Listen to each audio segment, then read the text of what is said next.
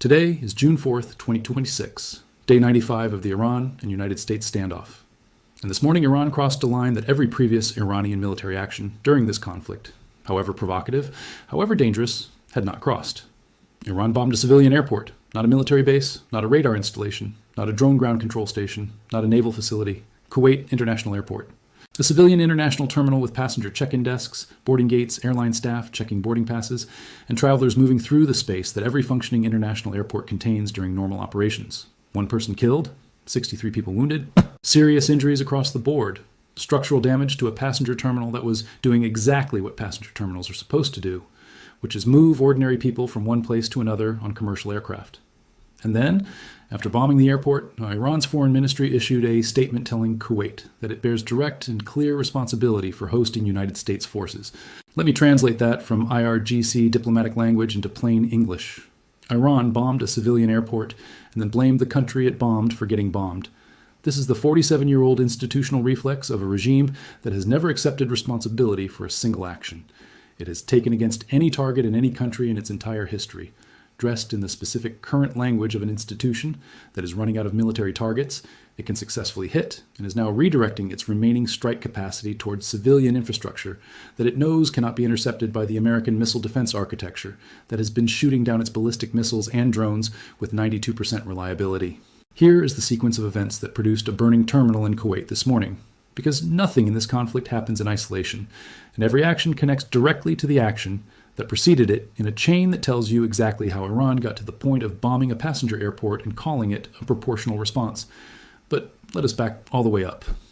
Because to understand why Iran bombed Kuwait International Airport on the morning of June 3rd, you need to understand the complete 24-hour sequence of events that preceded it, what U.S. forces struck on Qeshm Island that triggered the Iranian response, why Iran's military attacks on U.S. military headquarters in Bahrain and the American air base in Kuwait failed completely, and what the specific targeting logic of the airport attack tells you about where the IRGC's military decision-making has arrived after 95 days of conflict that have consumed its air force, its blue water navy, its coastal missile networks, its missile cities, and the underground harbor infrastructure that took 40 years to build.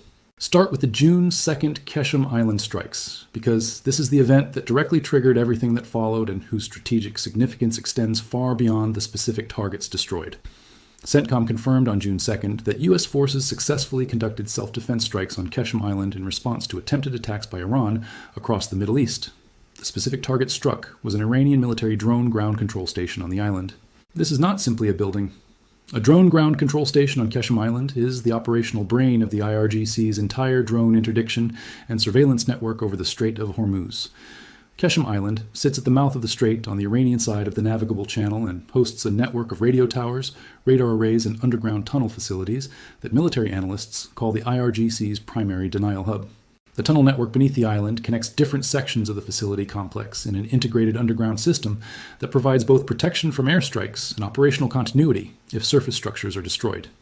When you look at satellite imagery of Qeshm and count the radio towers covering the island's ridgelines and coastal areas, the density of communications infrastructure tells you this is the nerve center of everything the IRGC is trying to do in the strait.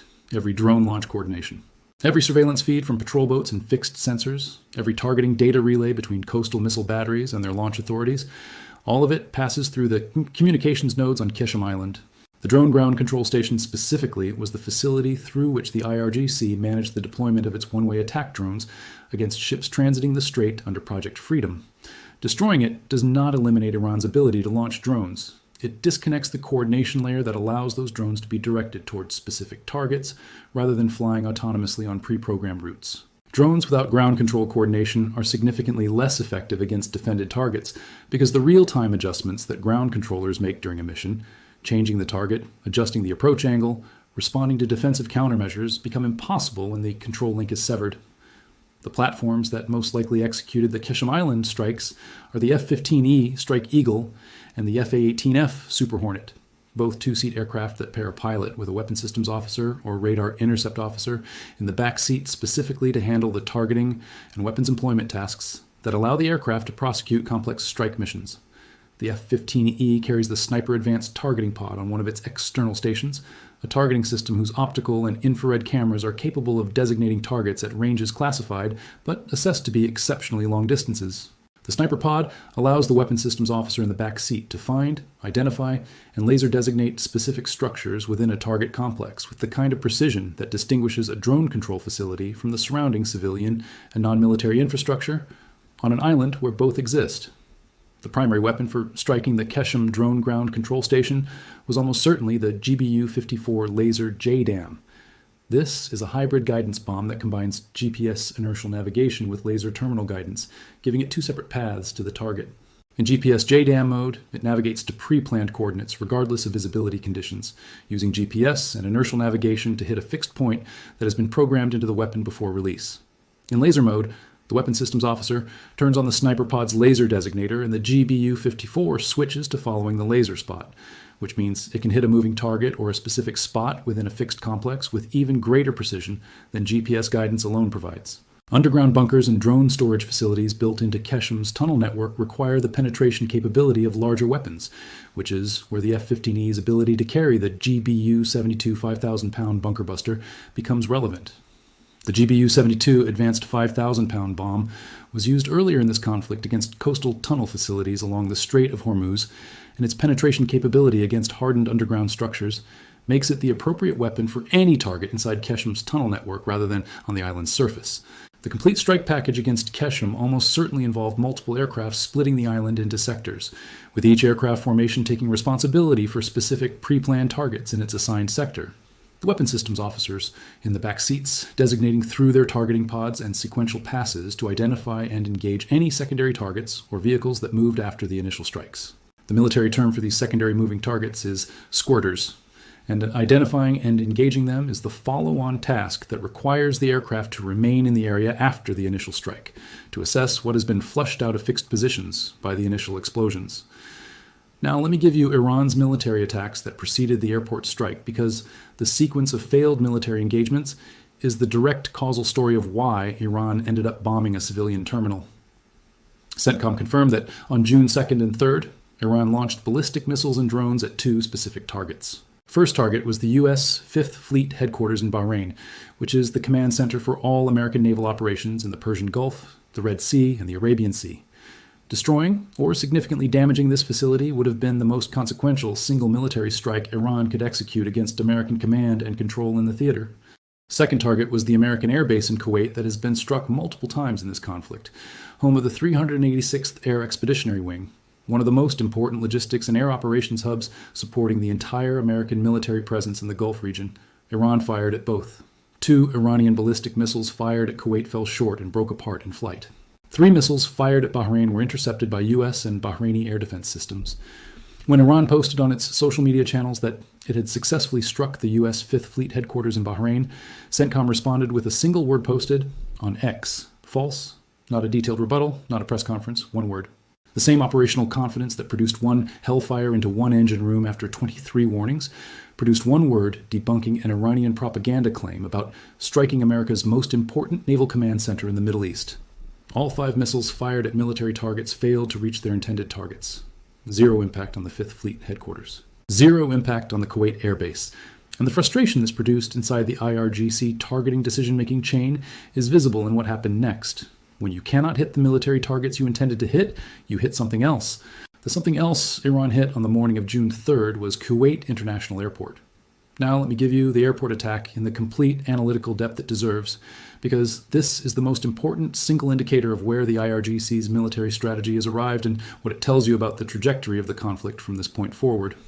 The IRGC called the airport strike a proportional response to the Keshem Island strikes. Proportional is a specific legal term in the law of armed conflict that describes a response whose military effects are proportionate to the military advantage sought.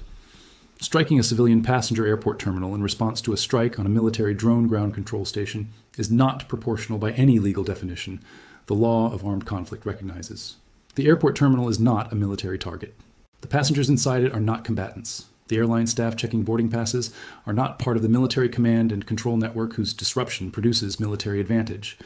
Iran's foreign ministry statement that Kuwait bears direct and clear responsibility for hosting U.S. forces is the legal theory that the IRGC is attempting to use to justify the strike. The theory is that any country hosting American military forces has made itself a legitimate military target in its entirety, which would make every civilian facility in Kuwait, every commercial building, every residential neighborhood, every public space, a legitimate military target simply because American soldiers sleep at a base somewhere inside Kuwaiti territory. This theory has no basis in the law of armed conflict. It has no support from any serious legal scholar of international humanitarian law, and its assertion by Iran's foreign ministry after the airport strike is itself one of the most revealing indicators of how far outside the framework of internationally recognized military conduct the IRGC's operational decision-making has moved. The strategic logic of the airport strike is not military, it is economic and political. Striking a civilian international airport produces several specific effects that serve Iran's remaining strategy in ways that hitting a military target would not. Global airlines immediately reroute away from Kuwaiti airspace, which raises operating costs for every airline serving the Gulf region and signals to international business travelers and commercial operators that the Gulf is too dangerous for normal operations. Insurance premiums for flights operating in the region increase, which adds costs to every airline route within range of Iranian missile and drone capability. Oil markets respond to the confirmation that Iran is willing to strike civilian infrastructure in a major Gulf city, which produces a risk premium spike in crude prices.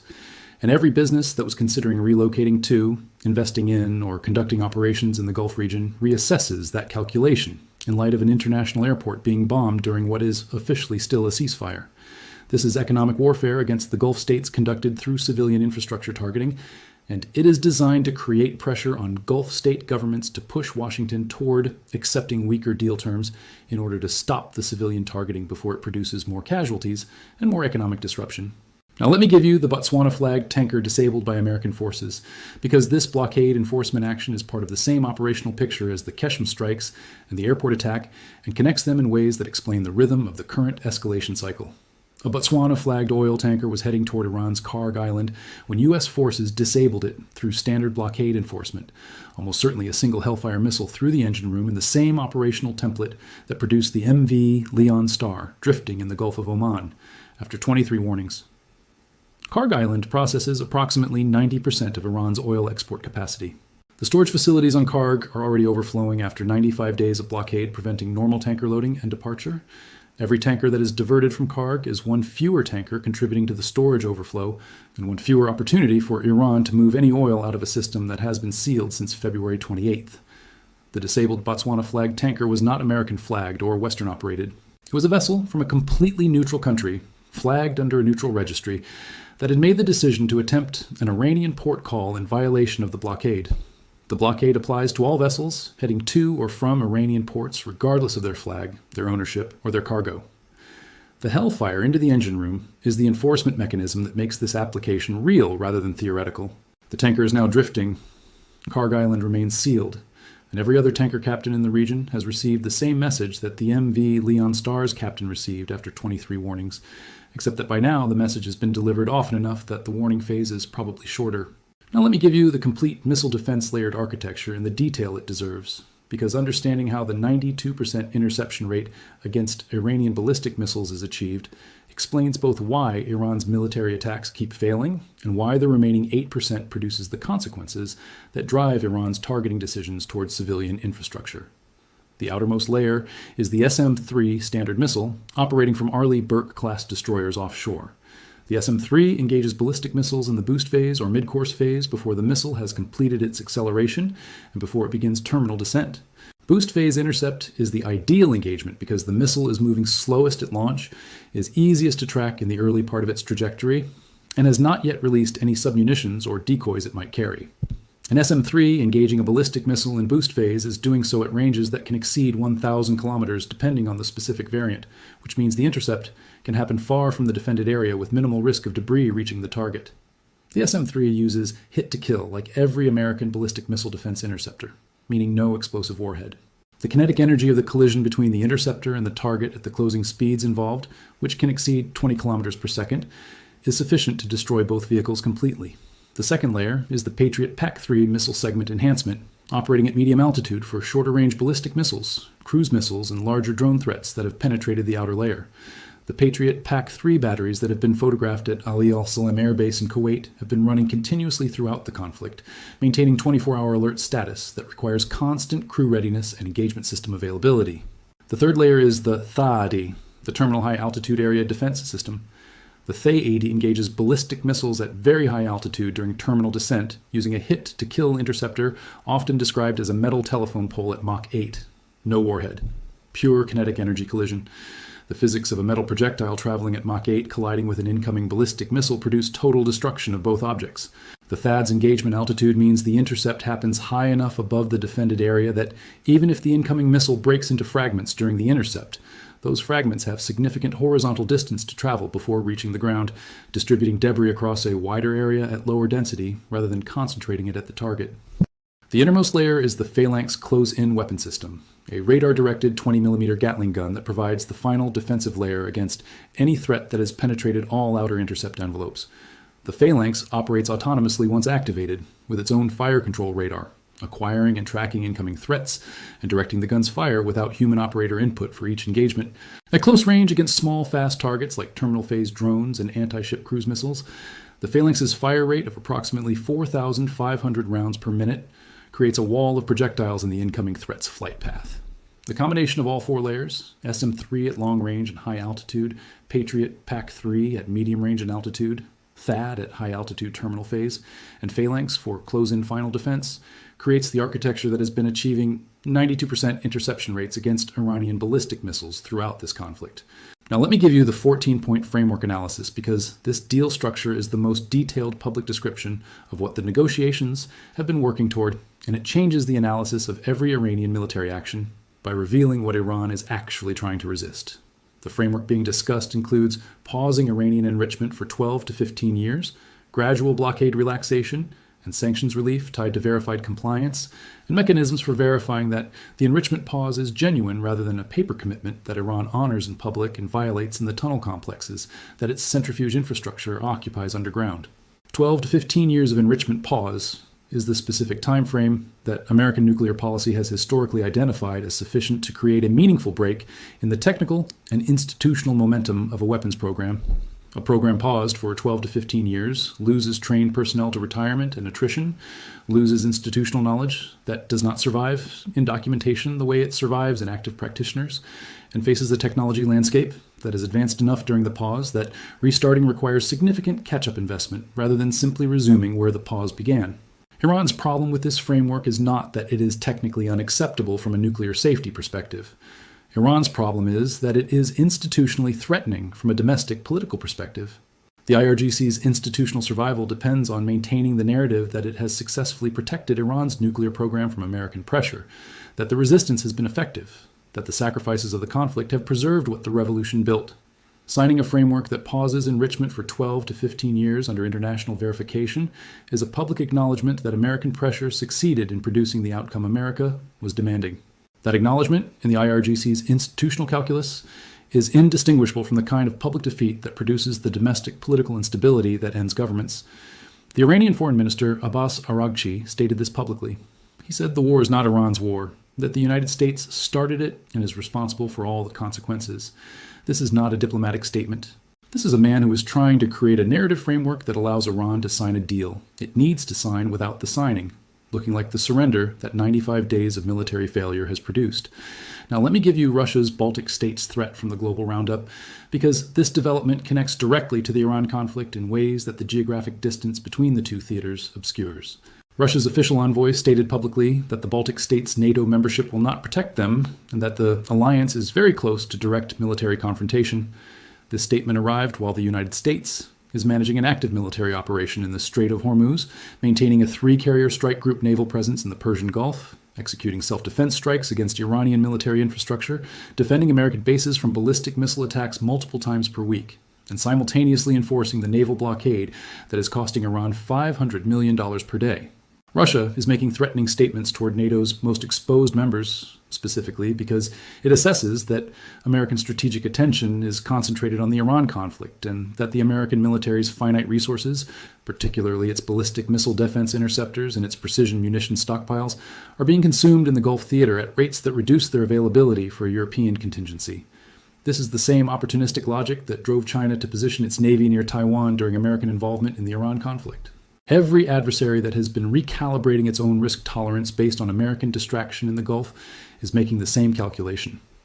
America's engagement in the Strait of Hormuz is creating perceived windows of opportunity in every other theater where those adversaries have interests that American military presence has been deterring. Here's the complete picture of June 3rd, 2026. Iran bombed Kuwait International Airport, killing 1 person and wounding 63 because it could not successfully hit the military targets it was attempting to strike.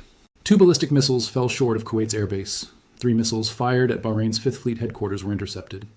CENTCOM posted a single word on X debunking Iran's claim of a successful military strike. Iran's frustration at its own military failure produced a shift from failed military targeting to civilian infrastructure targeting. A Botswana-flagged tanker has been disabled by American forces enforcing the blockade. Keshem Island's drone control infrastructure has been struck by F-15Es and F-A-18Fs carrying GBU-54 laser JDAMs and bunker-busting munitions. The 14-point framework being negotiated includes 12 to 15 years of enrichment pause that Iran's IRGC finds institutionally threatening, regardless of its strategic merits. Russia is threatening NATO's Baltic states, while American attention is concentrated on the Gulf. And Iran's foreign minister is publicly blaming America for a war that began with Iranian mine-laying, Iranian proxy attacks on American bases, Iranian ballistic missiles at Kuwaiti targets, and now Iranian cruise missiles into a passenger terminal in an international airport. The IRGC's military capability is degrading. Its narrative is becoming more detached from the physical reality of the conflict.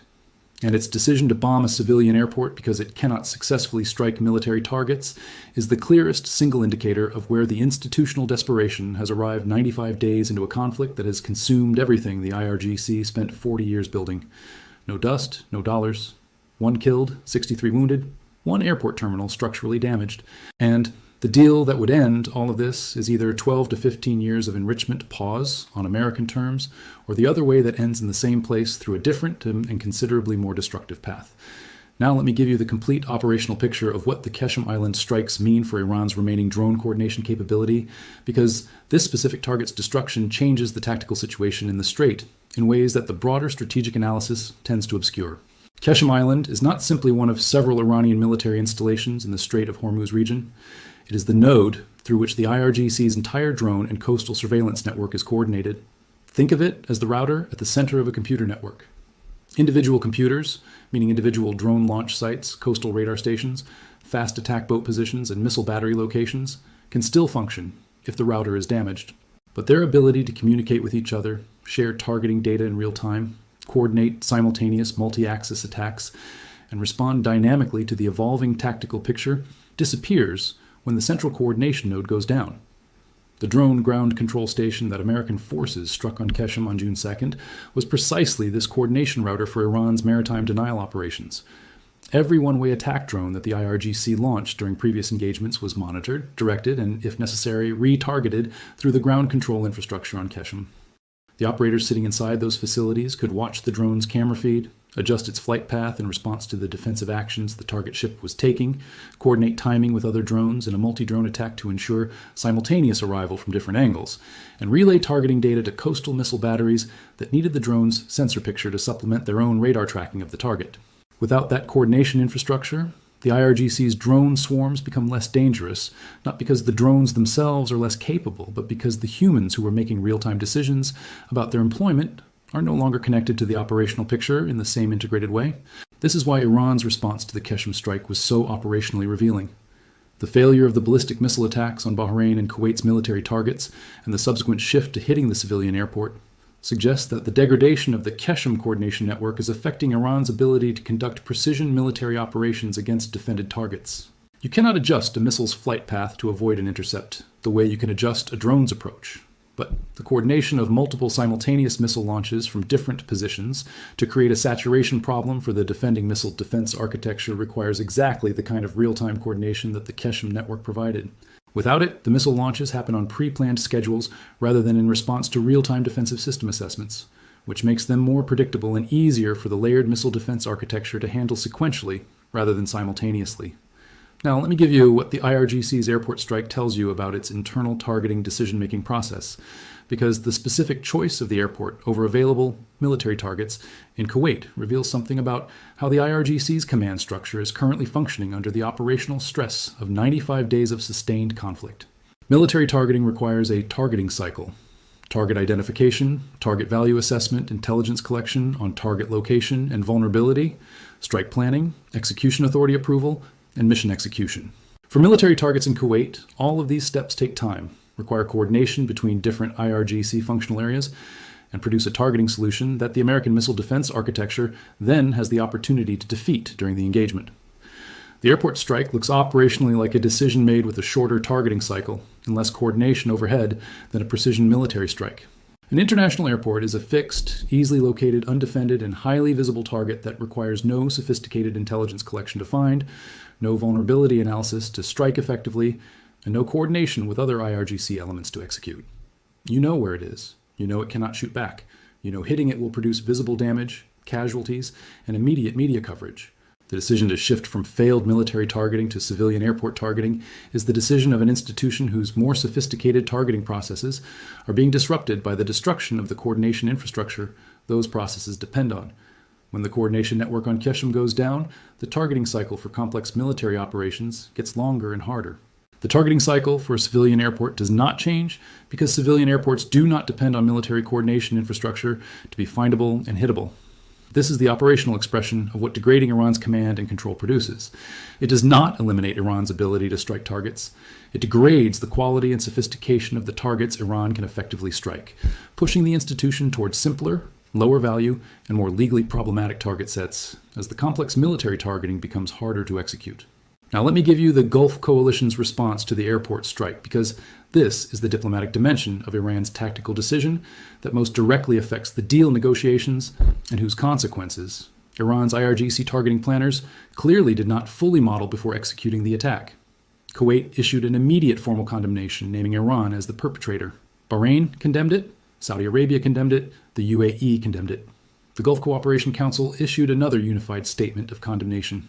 This is now the second time in less than 10 days that the Gulf Cooperation Council has issued a unified condemnation of Iranian military action, the first being the Kuwait ballistic missile attack that CENTCOM called an egregious ceasefire violation. Each unified Gulf condemnation is a data point in the diplomatic record that makes it harder for any Gulf state to privately pressure Washington toward weaker deal terms while publicly condemning Iranian behavior.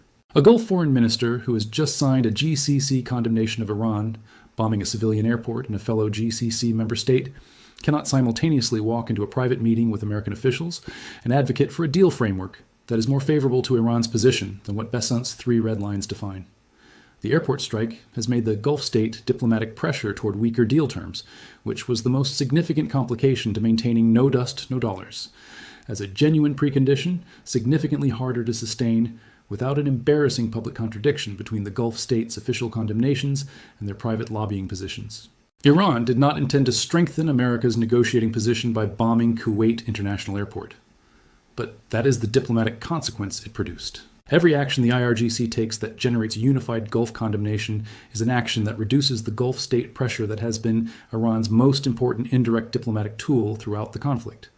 Now, let me give you the honest forward assessment of what the next 72 hours are most likely to produce, because the current trajectory of escalating Iranian attacks on civilian infrastructure alongside continued failed military targeting creates a specific decision pressure on the American side that goes beyond the established rules of engagement self-defense framework.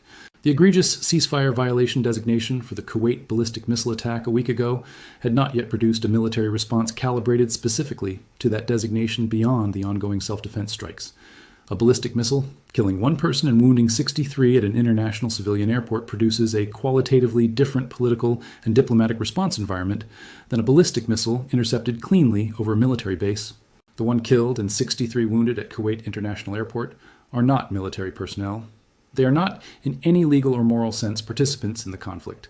They are ordinary people who went to an international airport on the morning of June 3rd for ordinary reasons. Their casualties from an Iranian ballistic missile attack on a civilian terminal represent the most direct harm to non-combatant civilians that Iran has inflicted in a single attack of this conflict. And they came from an institution that its own foreign minister simultaneously described as the party that did not start the war and is not responsible for the consequences. The combination of civilian casualties at a civilian airport with the continued nuclear framework standoff, the suspended talks, the failed military attacks on American headquarters, and now 95 days of accumulated blockade pressure creates the environment in which Trump's couple of days becomes a decision rather than a delay. No dust, no dollars, 1 killed, 63 wounded, one passenger terminal structurally damaged. The airport strike was not Iran's strategy. It was Iran's frustration expressed as a weapon system. And frustration dressed as a weapon against civilians is the most operationally revealing indicator of an institution that is running out of options faster than it is running out of missiles.